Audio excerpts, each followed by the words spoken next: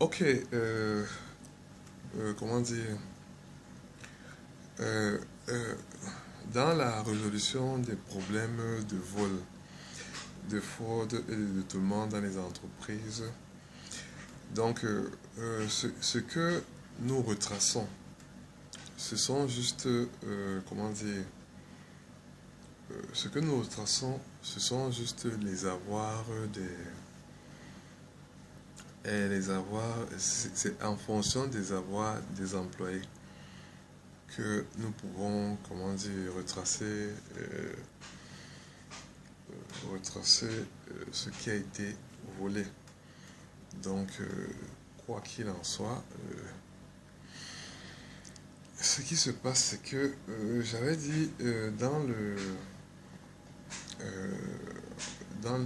qui a des outils de gestion tels que l'entrée-sortie en était un. Donc, l'entrée-sortie en était un. Et comment dire, la tenue, comment dire, d'une comptabilité par stock euh, ou par commande. C'est que, non, une comptabilité par commande était préconisée pour le suivi perpétuel. En fait, pour savoir exactement ce qui se passe. Et de surcroît, on devait aussi, comment dire, maîtriser, euh, comment dire, chaque opération de service. En ce sens que il fallait aller dans l'optique de la mercuriale ou bien dans l'optique, comment dire, des prix édictés par la loi de finances.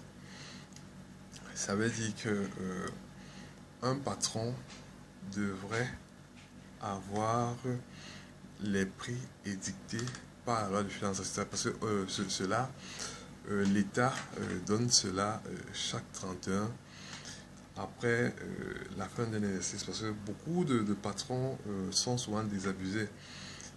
L'employé vient dire non, l'inflation a fait tel. En fait, le patron ne sait pas souvent trop à quel sens se vouer. Donc, de ce fait, vous pouvez vraiment avoir un contrôle perpétuel. C'est-à-dire, par exemple, l'employé va acheter peut-être du ciment. Il vient, il dit que du ciment, c'est peut-être 10 000. C'est-à-dire que vous avez ce qu'on appelle la mercuriale. Bon, c'est vrai qu'il y a la mercuriale, j'ai appris qu'il y a des mercuriales pour les marchés. Je ne sais pas comment ça se passe, mais normalement, la mercuriale devrait être la mercuriale, devrait être les prix en vigueur parce que je crois qu'il y a des organismes qui régissent les prix. En fait, on appelle ça les prix d'équilibre. En fait, l'État peut aussi fixer des prix afin que, comment dire, son rôle social suive. Donc, c'est ce qui est édicté. Donc, c'est que je peux vous donner quelques façons de fixer les prix. Par exemple, on dit qu'un vendeur voudrait vendre au prix le plus fort et un acheteur voudrait acquérir au prix le plus faible. Ça s'observe. Quand vous allez sur le marché, peut-être un vendeur, peut-être, disons ça, ça c'est un baffle au vol. C'est que ce baffle, comment dire, il peut coûter peut-être, moi si je veux vendre ce baffle, moi je vais dire, mon baffle, je le vends à 15 000. Pourtant, je l'ai acheté peut-être à 5 000. Donc, c'est que si peut-être un acheteur vient, moi, le vendeur, j'ai fixé au prix le plus, comment dire, le plus haut. Et l'acheteur, lui, il voudrait acheter au prix le plus bas. Donc, lui, quand il vient, il évalue, oh, mais ça c'est nouveau et tout. Lui, il peut dire que ceci, c'est 7 000. Donc, en fait, ça, c'est son prix. Alors que, comment dire, moi, comment dire, je l'ai acheté peut-être à 5 000. Donc, quand il me dit 7 000, moi, je trouve qu'il y a mon compte. Mais maintenant, il faut savoir ce que j'en ai fait et tout et tout. Donc, moi, je lui dis, mon ami, je t'ai dit c'est 15 000, achète-moi ça à 12 000.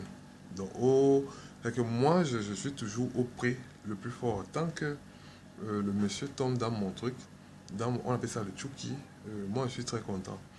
Et lui, comment dire, quand il dit 7000, tant que le vendeur ne vient pas juste à ces 7000, l'ami aussi ne peut pas accepter. Donc ça veut dire que son prix le plus bas, c'est 7000. Et le prix le plus haut du vendeur, c'est 15 000. C'est que comme le vendeur va à 12 000, il est en train de se rapprocher comment dire, du prix de l'acheteur. Maintenant, l'acheteur décide que bon, le truc lui plaît vraiment. Il monte à 9 000. Donc, c'est que il se rapproche d'un certain prix. Et c'est ce prix qu'on appelle le prix d'équilibre. Comment dire, la plupart du temps, comment dire,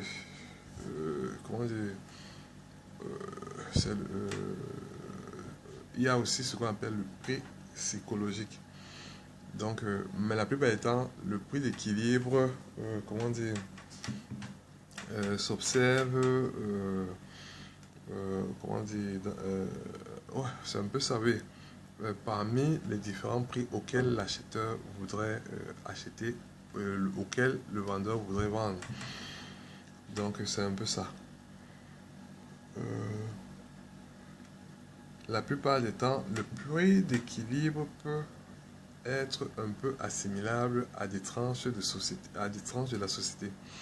Par exemple, je peux aller vendre un produit au village, toujours le même produit. Le produit que moi je vends en ville peut-être à, à 15 000, moi je vais le vendre au village à 5 000. Donc le prix d'équilibre ici, comment dire, en fait ça c'est le prix moyen de vente, ça c'est le prix moyen.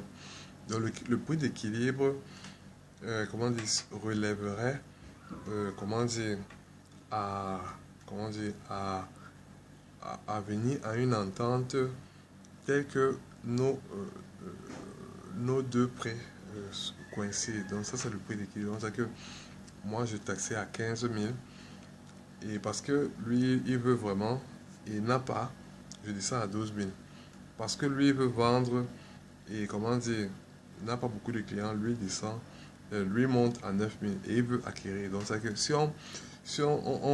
le vendeur descend et comment dire, l'acheteur monte, on aura un prix d'équilibre qui peut être peut-être 12 000, 13 000 ou je sais pas quoi, ou même 10 000. Donc c'est un peu ça qu'on appelle le prix d'équilibre, le prix d'entente. Donc le prix psychologique, c'est le prix auquel on aimerait acheter comment dire, un produit et le prix psychologique est le prix auquel un acheteur accepterait d'acquérir un produit et le prix psychologique est le prix auquel le vendeur accepterait comment dire, céder le produit.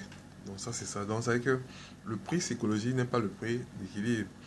Euh, le vendeur, lui, il peut fixer, il peut dire qu'il vend ceci à 12 000 parce qu'il n'a pas encore vendu un. Et l'acheteur, lui, peut dire que mais, moi aussi je viens d'arriver sur le marché. Ou bien l'acheteur, lui, il peut dire que bon, moi j'arrive très tard. Dernier marché, moi c'est à 5 000. Donc c'est des prix psychologiques. Quand celui qui il vient au marché, il dit que bon, comme je suis le dernier marché, vends-moi ça à 5 000. Parce qu'il conçoit que tu as vendu toute la journée. Alors qu'il sait que le prix, comment dire, peut être 8 000, 10 000. Et le vendeur, la plupart du temps, quand il n'a pas encore vendu, il dit que bon, son prix psychologique, c'est 12 000. Parce qu'il se dit qu'il ne vendra pas toute la journée et il ne peut pas descendre au-delà de ça. Donc c'est un peu ça. Donc pour retracer les avoirs perdus, la plupart des temps, il faut faire des trucs par commande. Vous savez que peut-être, si peut-être des gens font des, des gestions de stock mnémoniques, mon ami, même s'ils ont fait des gestions de stock mnémoniques, c'est que, ou peut-être ils font des commandes, ils stockent et quand ils sortent les commandes, en fait, ils font des trucs peut-être, comment dire, en FIFO, DIFO ou en PEPS. C'est vrai que ce qui se passe, c'est que quand peut-être une commande entre, comment, peut-être 3 commandes peuvent entrer et peut-être ils peuvent sortir. Donc, c'est vrai que vous essayez, même à travers ces trucs mnémoniques, demander au monsieur, parce que il range souvent. Il sait comment il range ces trucs. Demandez, parce que euh, en comptabilité, il y a ce qu'on appelle les numéros de série. Donc, les produits sont notés en numéros de série parce que ça ne trompe pas. Même si c'est qui range en choses mnémoniques, je ne sais pas quoi. Même s'il range de façon anarchique, où vous ne pouvez pas trouver, chaque outil a son, comment ça dit,